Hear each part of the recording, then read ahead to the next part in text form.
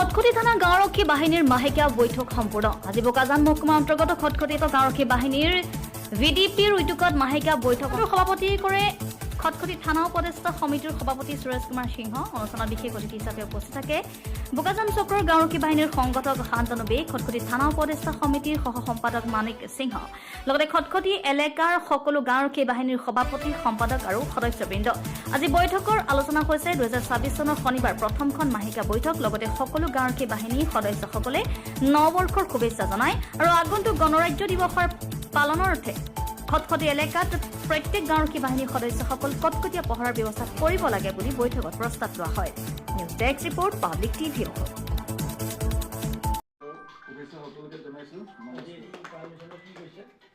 নতুন বছৰটোত যাতে আপোনালোকৰ সুস্বাস্থ্য আৰু দীৰ্ঘায়ু কামনা কৰিছোঁ। 2025ত যি ধৰণে আৰক্ষীক আপোনালোকে এছিষ্ট কৰিছে, হেল্প কৰিছে, তেনেধৰণে 2026তো আপোনালোকে তেনেধৰণে আৰক্ষী প্ৰশাসনক সহায় কৰিব কামনা কৰিছোঁ, আশা ৰাখিছোঁ। লগতে এই জানুৱাৰী মাহটোত আমাৰ ইম্পৰ্টেণ্ট আছে 26 জানুৱাৰী ৰিপাব্লিক ডে। ৰিপাব্লিক ডেৰ সময়ছোৱাত আৰু বিহু, ইয়াৰ আগত বিহু আছে, অঞ্চলবিলাকত আপোনালোকে চোকা নজৰ দিব। লগতে 26 জানুৱাৰী আৰু ভিডি ডে আহি আছে। আগন্তুক আমাৰ চেণ্ট্ৰেলি যি আমাৰ সদৌ অসম গাঁওৰক্ষী সংগঠনৰ প্ৰতিষ্ঠা দিব ফাউণ্ডেশ্যন দিয়া আছে। আপোনালোকে কোন কেইজন যাবলগীয়া হ'ব, পিছত আমি এটা থানাৰ পৰা 5-6জন যাবলগীয়া হ'ব পাৰে। এবাৰ অসমৰ কোন ঠাইত হয় এতিয়া পিছত আপোনালোকক জনাম আৰু লিষ্টেড কৰি আমাৰ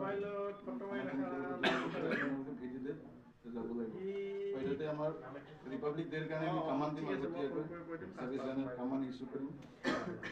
আৰু বিশেষ যোৱা আপোনালোকে নিশ্চয় জ্ঞাত ভিডিপি গাঁওবুঢ়া চৰকাৰী গাঁওবুঢ়াৰ আলামত আপোনালোকে এটা এৱাৰনেছ প্ৰগ্ৰাম কৰিব দিছে। বিশেষ কৰি আপোনালোকে গম পাইছে যোৱা 31 তাৰিখে